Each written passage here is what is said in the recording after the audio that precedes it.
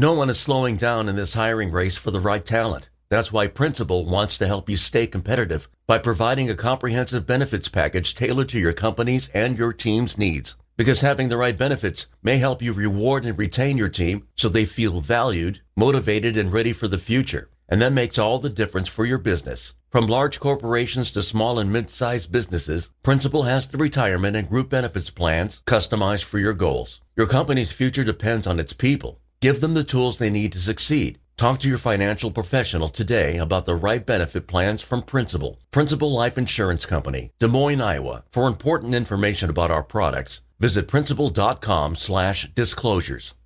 This podcast is brought to you by the Washington State Department of Health. As we continue to listen, learn, and grow, we are amplifying Black voices and perspectives in an effort to start a new COVID-19 vaccine conversation. We're sharing stories intended to help us navigate this unprecedented time together and to co-create solutions in support of the Black community. Hear these stories at weconsiderwa.org.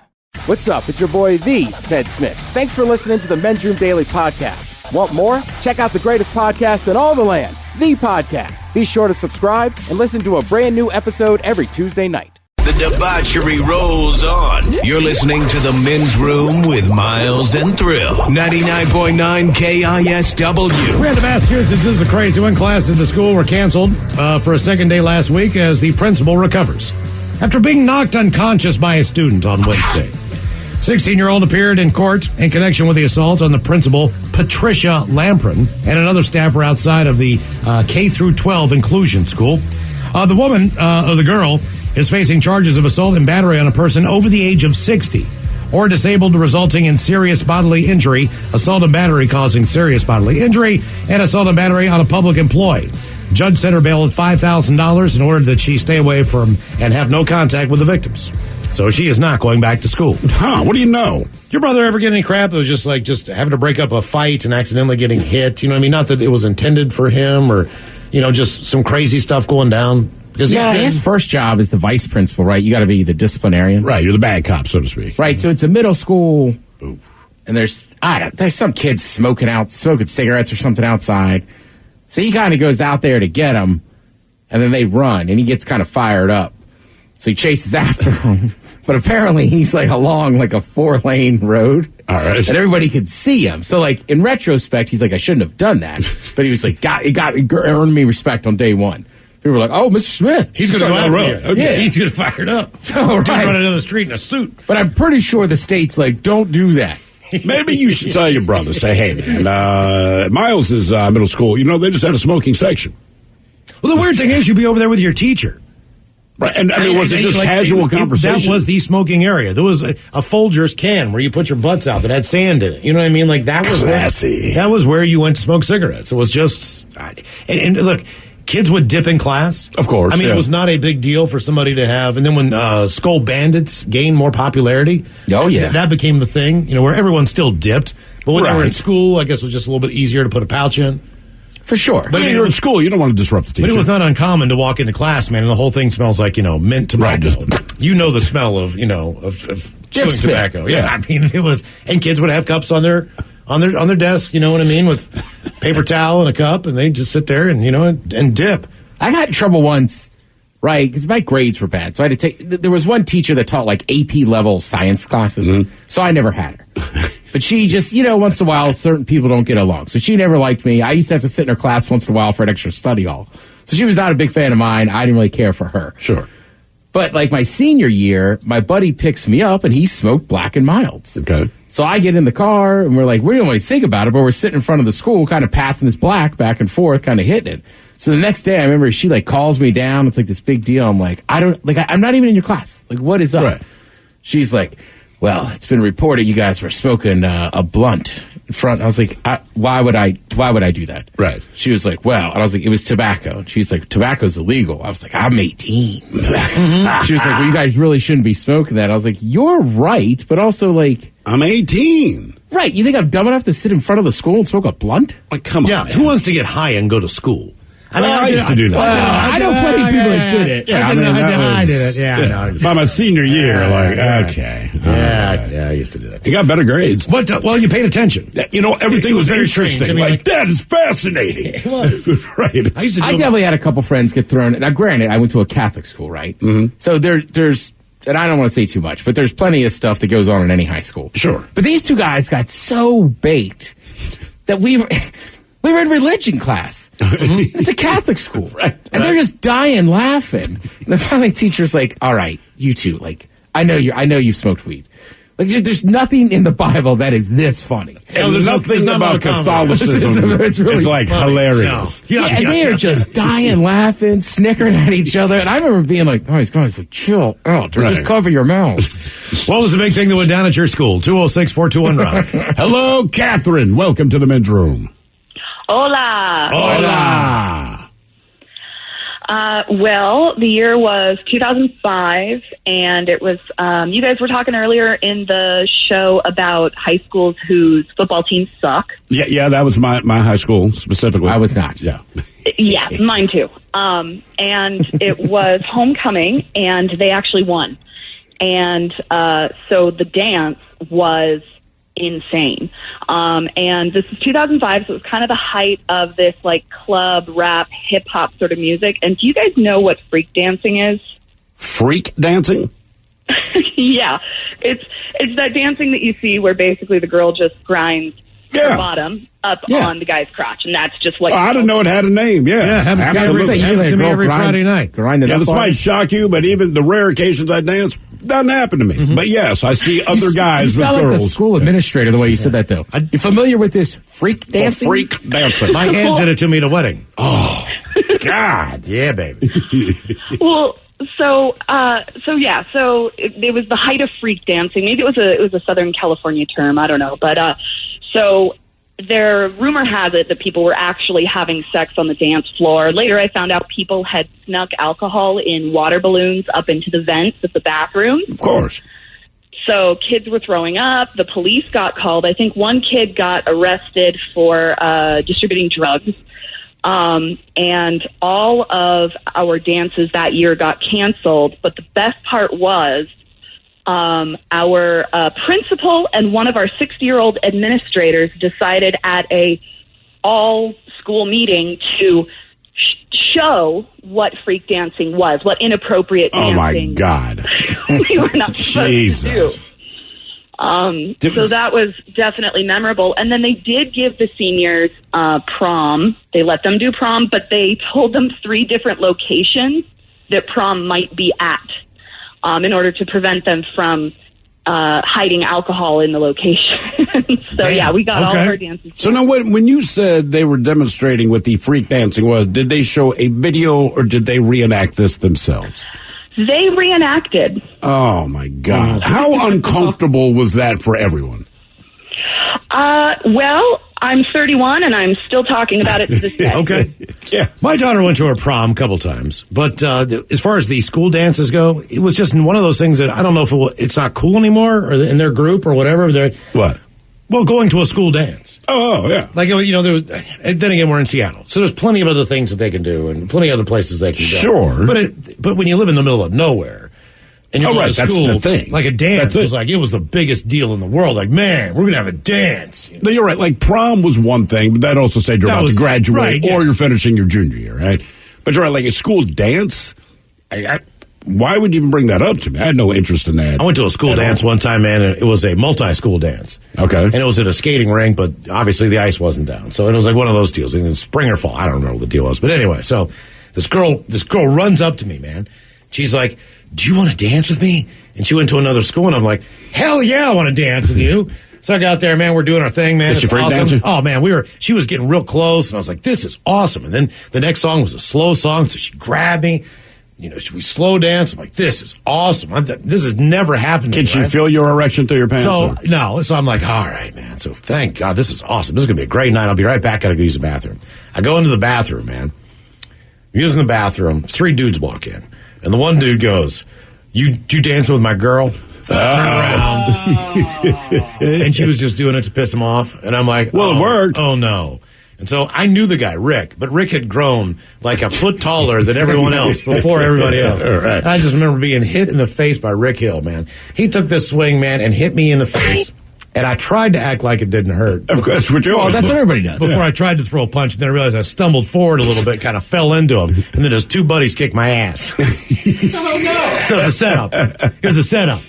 You never go to the bathroom, It was man. a setup to make Rick jealous. And the damn thing worked. Don't you ever dance with my girlfriend? I didn't know it was your girl. Right. I don't know anything. You know what I mean? She came up to me. Great. It's a setup. Complete setup. What was the big thing that went down at your school? 206-421-ROCK. Sound like Marion Barry. I know, right? It's a setup. Bitch, send me up. She did. Hello, Chris. Welcome to the men's room. IPAs lead the three ways. Hola. Hola. All right. That'd be How musky. you guys doing? Doing great, brother. Good. So, hey, my story is about high school, and I played football for high school, and we sucked. And about 4 games before my junior year of high school football season was over, somebody burned our field house down. Oh, damn. Wow. Right? Do you think it's one of the students at your school, a rival high school, or what? That's a great question. So my school was one of those schools where the stadium was located on our campus, but we shared it with another high school just down the road in the Fort Walton Beach, Florida area. Okay.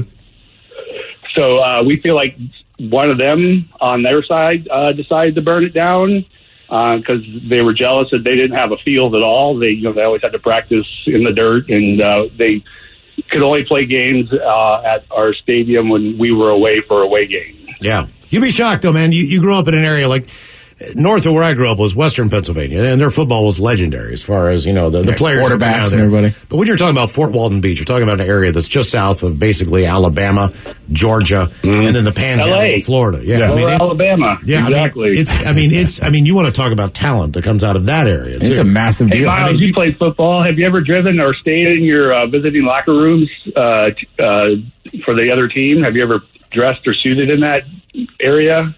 No, normally, you're in the visitors' locker room. So, Right, but when you're the home team and your field house is burned down, now Right. Oh, That's no, terrible. No, I've never done Then that. you realize how crappy you've been treating the visitors, right? Oh, absolutely. God, man, I will. The last football game we ever played, we just got the living hell beat out of us. We were in the playoffs. It was a long bus ride. This team just absolutely destroyed us. Destroyed us to the point where physically you were hurting. Right. And my buddy Matt, he was an offensive tackle, defensive tackle. He is covered in dirt. There's crap in his face. He's almost crying because we're just like in so much pain. I just got the living crap beat out of me for 4 quarters. We get in the shower, we're walking to the bus, and he puts his arm around me and he goes, "Man, brother, we're never going to have to put that helmet on again, man." He's like, "We're never going to have to put that helmet on again. I'm just going to start wrestling, man. I'm going to lose some weight, man." He's like, "Just remember, we're never going to have to take that beating to our head." About a week goes by. Coach Kelly calls us both in the office. "Guys, good news. You both got 2 scholarship offers." He slid them across the counter. And Matt, I look at Matt, and Matt's looking at this. He just puts his hand in his face, and he goes, "Where, Coach? Where? What? Why?" He's like, "Shepherd College, Matt." He's like, "They want you to play defensive tackle. They're giving you a full ride. Montgomery, they're only giving you a walk-on opportunity. Right. But Matt, you get a full ride." So I was like, "I'm out. And I don't have to worry about that. Right. I ain't paying to go to Shepherd. Up that." Did he go? Hell yeah, he went. How did he do? He did fine. I was going to say, he probably was good. He was fine. And he went on to play in the But I just remember, I'll NFL. never have to put that goddamn helmet on again. Oh, this is the greatest moment ever. That's right. I had a buddy at lunch Literally once. the next day. Here. He was like, "I'm going to throw it in the woods." Oh, the helmet. Oh, because you hate it. Because he was like the last practice he was going to have. He was like a year or two. I don't remember this. Basically, he knew he wasn't going to play Right. in the games, but he was done practicing, and he was just like, "We'll throw it in the woods after practice," because he's like, "I don't play the games." I hate this. Got these brand new bike helmets. They tighten them all up with air, man. It's like, Which is weird because now I'll be in bars and you hear people like, "I wish I could just practice one more time and hit some." No, you probably don't. No, You think you do. no. But you're imagining the one highlight of that practice is hitting somebody good, not the gassers. You're and doing this the and that. thing. You broke up with the chick for a reason. And now you're at the bar and you remember all the good times you did have. And Right. you've forgotten entirely why you broke up. Yeah. But I remember you breaking up. Would you like me to fill you in so you can stop going down memory lane? Brother, you don't want to go back to that. Man, that's all. You got a guy with tree trunks for legs. He just picked you off. He's running full speed at you. You've got to lower your shoulder. You've got to lower your head. You've got to hit him in the legs, which are the strongest part of his body, somehow wrap his ass and hopefully drop him.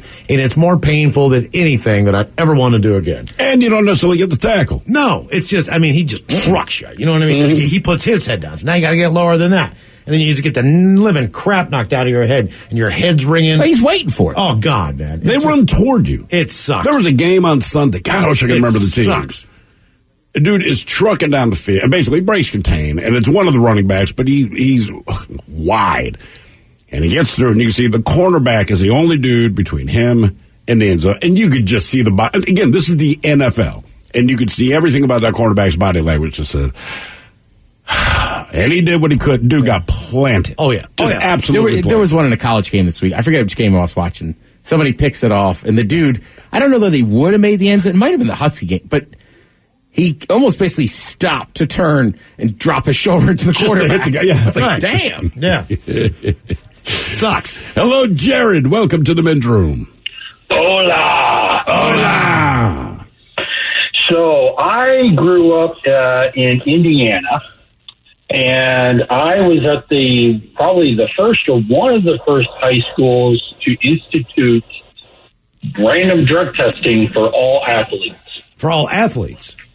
Yes. And are they testing for everything, or is it the typical thing with the kind of head hunting for certain things? I think they were pretty much headhunting for certain things, but this was such a big thing that I remember watching.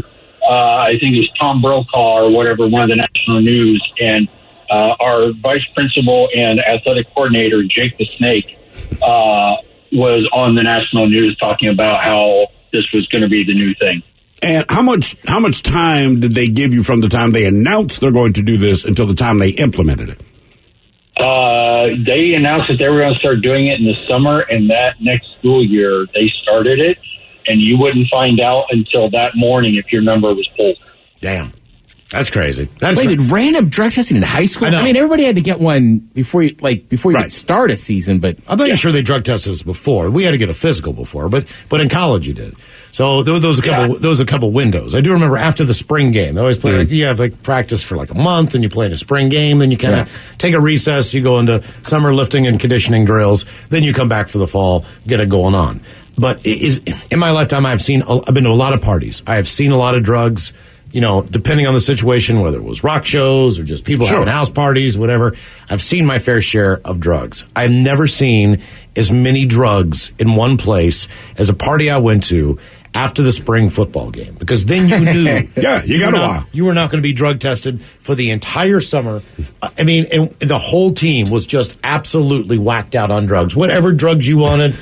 People were on all kinds of stuff. Dilaudid, coke. Sure, man. It was a potpourri. Not getting tested. It was, you could, it was like everybody's just sitting on this stuff. They might have got it 2 or 3 weeks ago. And they're just waiting. Or a month, they're just waiting. And everybody's holding, and it was just, it was insanity. It wasn't that. I just remember talking to people in the summertime. That was always the thing. It seemed like in July, people started talking about drinking a lot more iced tea and Golden Seal. Golden Seal. That's the one, man. Oh, yeah. Not only that, but steroids, too. So the steroids, that's where you bought steroids. There was this one guy had a connection to Mexico. So he had a buddy who could go down and you could go into basically any veterinary place, any pharmacy in Mexico, and buy whatever you wanted. So he'd go down and he'd buy Diabol.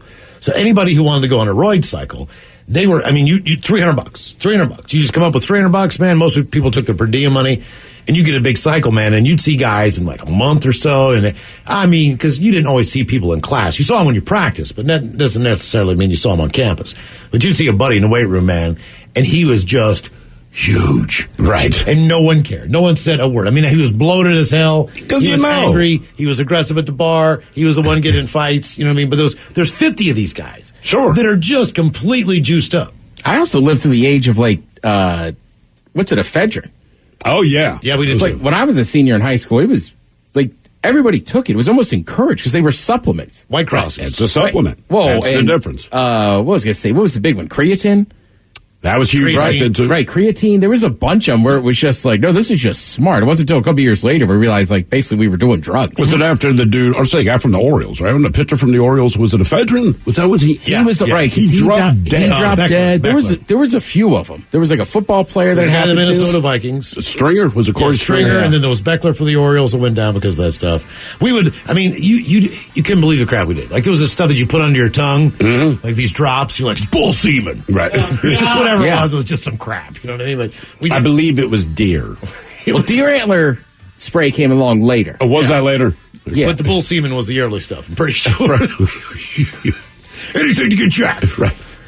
What was the big thing that went down at your school? 206-421-ROCK. No one is slowing down in this hiring race for the right talent. That's why Principal wants to help you stay competitive by providing a comprehensive benefits package tailored to your company's and your team's needs. Because having the right benefits may help you reward and retain your team so they feel valued, motivated, and ready for the future. And that makes all the difference for your business. From large corporations to small and mid-sized businesses, Principal has the retirement and group benefits plans customized for your goals. Your company's future depends on its people. Give them the tools they need to succeed. Talk to your financial professional today about the right benefit plans from Principal. Principal Life Insurance Company, Des Moines, Iowa. For important information about our products, visit principal.com/disclosures.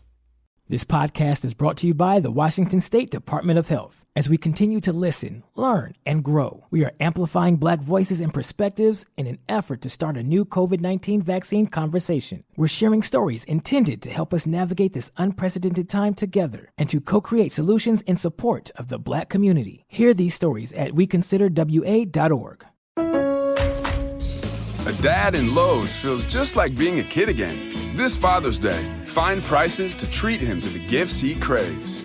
Like $60 savings on your choice of a DeWalt 20-volt max brushless drill or impact driver kit. Was $159, now $99. Or an Ego 615 CFM blower, everyday low price of $199. There's nothing sweeter than Father's Day at Lowe's. Home to any budget, home to any possibility. While supplies last, about 6/9 through 6/15. Geico asks, how would you love a chance to save some money on insurance? Of course you would. And when it comes to great rates on insurance, Geico can help. Like with insurance for your car, truck, motorcycle, boat, and RV. Even help with homeowners or renters coverage. Plus, add an easy-to-use mobile app, available 24-hour roadside assistance, and more, and Geico is an easy choice. Switch today and see all the ways you could save. It's easy. Simply go to geico.com or contact your local agent today. 99.9 KISW. The men's room is in progress. Finally get to see you guys again on our 50-year anniversary. KISW Live Day is back. Solid Gold 70 style Thursday, November 18th. And it's sneaking up on us. About a week away. Yes. Yeah. We will see you at Snoqualmie Casino. Both BJ and Migs and our show completely live. We'll do live Big Dummy. You will be a part of Big Dummy as part of the studio audience. Be live to come on down. Yeah. We're going to play Big Dummy. Ed Chev will be in the house. Everything all day long on Live Day. The commercials, the music, nothing is pre-recorded. All the Foley artists, all the sound effects that we play on this program, we got guys that will try to recreate that live on stage. Which I always enjoy watching. And since we haven't that seen might be the highlight. Yeah, for me, it really is. That's it is very, very cool. And hopefully you can stop by and see us and grab a beer. Keep in mind there's a few different ticket packages. So if you can make it to BJ and Migs in the morning up at Snoqualmie, you can buy a ticket to see them in the morning. They'll start their show at 6, go till 10. And then we come on at 2 o'clock. You can buy an afternoon package as well. Join us for the afternoon portion of Live Day. Or if you want, you can do the whole boat and stay all day with us, which is a good time. You get a little break in between to do some gambling, get some lunch up at Snoqualmie Casino. Then eat.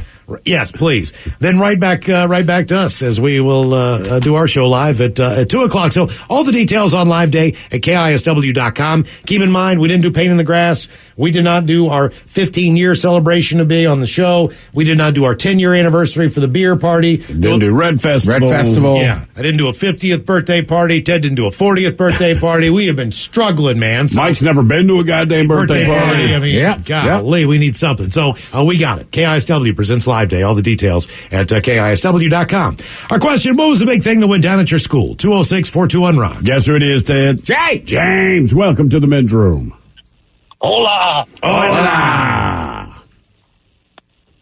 Yeah, I was in my junior high school, mid-'80s, man, and on the jukebox for like half a year was a song by Prince and the Revolution was that song, Darling Nikki, and it was the uncensored version.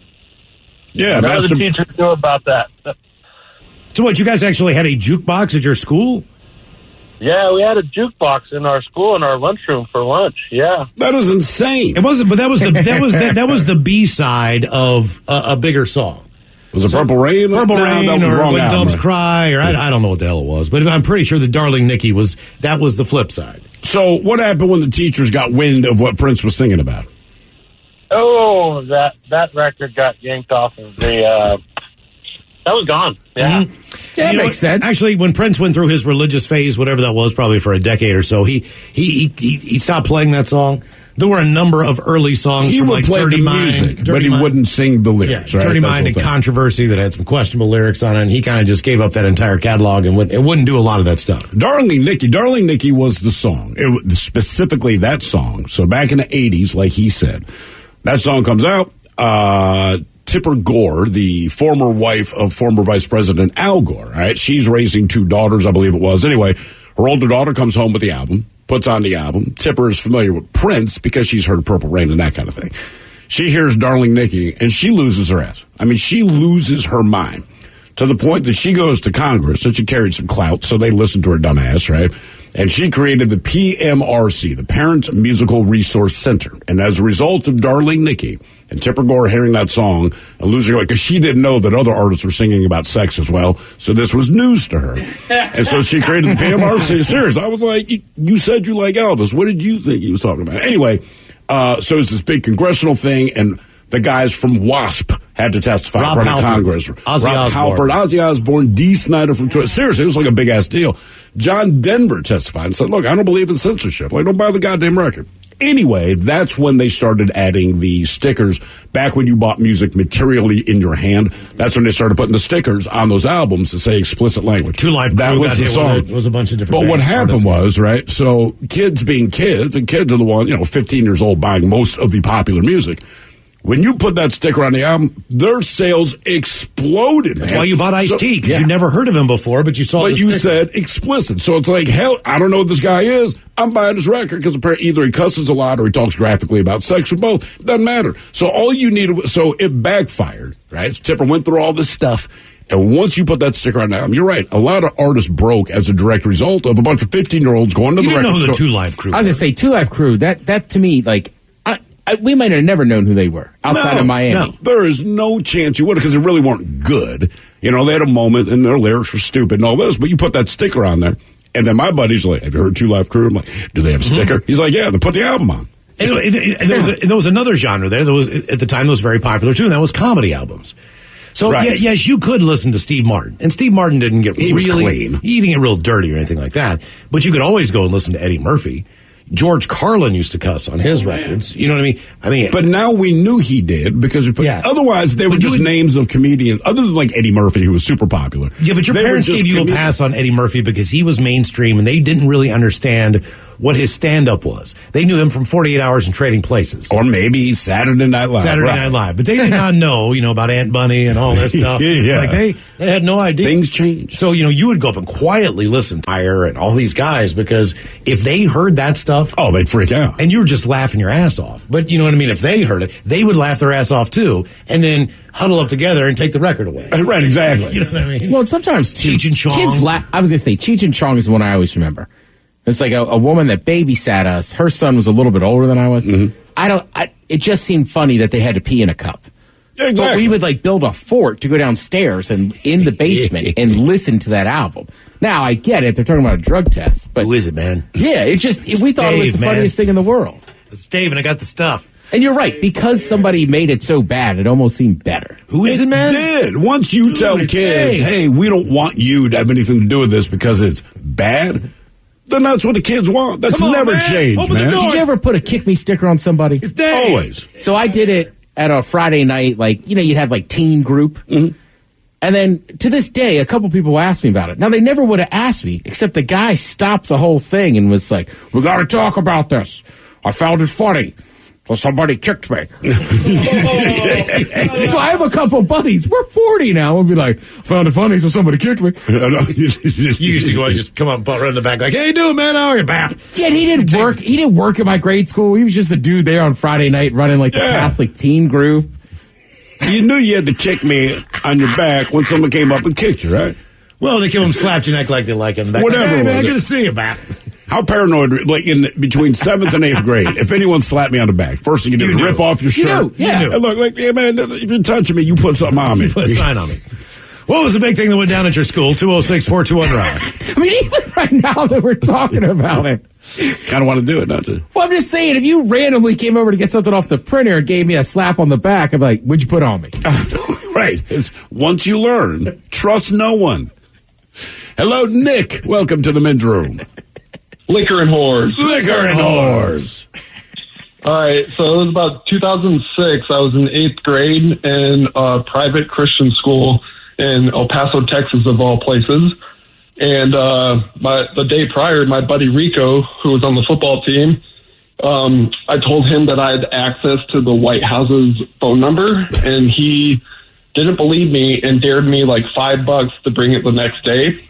And so I brought the White House's phone number to school the next day and gave it to him first thing in the morning. He had a cell phone at the time. I didn't.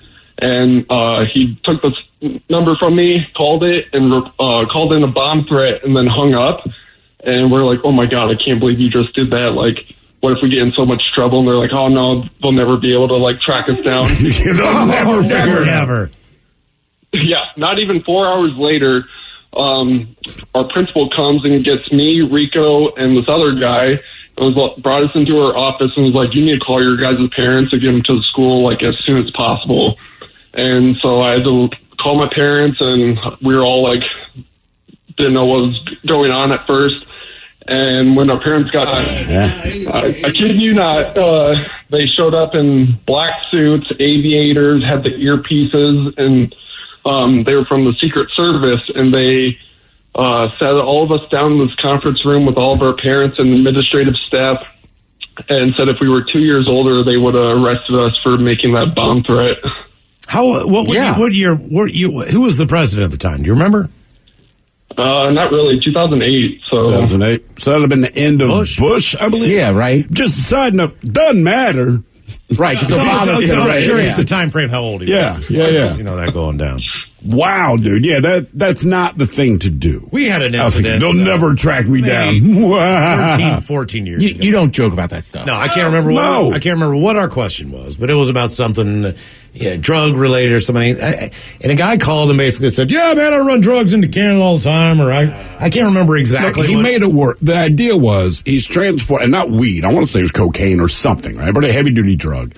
And he's running over an international border. And we're like, are you sure you want to explain this on the radio show? He's like, yeah, no worries.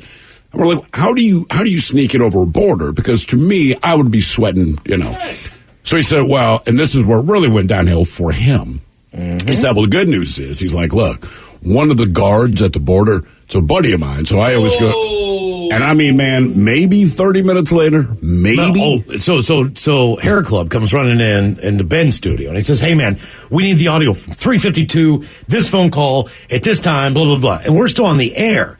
And I mean, it's maybe like an hour and a half later. But we don't know what's going on. We just see three guys in suits, like he said, looking real serious. All, trying to get this audio ready to go real quick, for whatever emergency reason. He thinks he's in trouble. Like, we all don't know what's going on. And he gets the audio together. And I mean, I swear to God, it was an hour and a half later. There's dudes in suits walking down the hallway in Hair Club's office, like listening to audio. And the funny thing was, I want to say Ben had said to them, look, man, I don't know if we have any way of tracing the guy's number. And I remember homie looked at him and said, we'll get his number. Like, oh. Yeah. Oh. We're like, I mean, it was so fast. Now, granted, they didn't have to go that far because we're in downtown Seattle. So sure. They but again, I mean, like, dude announced it, and we kept saying, like, man, it just seems like a bad idea. That's right. That's where he really got in trouble. Right. That you have a dude working at the border. Right, because now Homeland Security has to care. Yes, they do. And they were there quickly. Real quick. Quickly. We were like, what is, and also, we did not know that was the reason that they were there.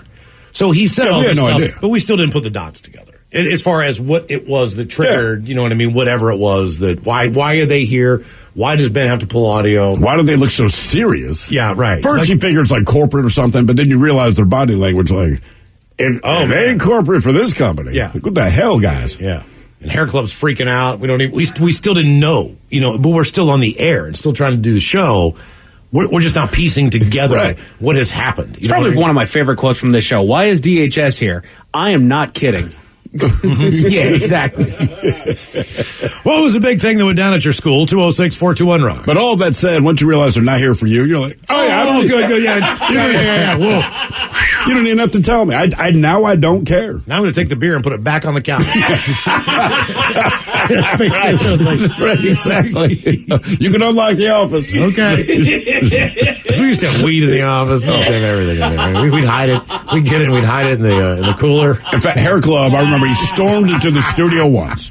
We weren't on it. We just got a commercial break. And he kicks open the door and he goes, I just closed your office door. The whole goddamn hallway smells like weed. We're like, well, we just bought a lot of weed. He's like, no, I understand that.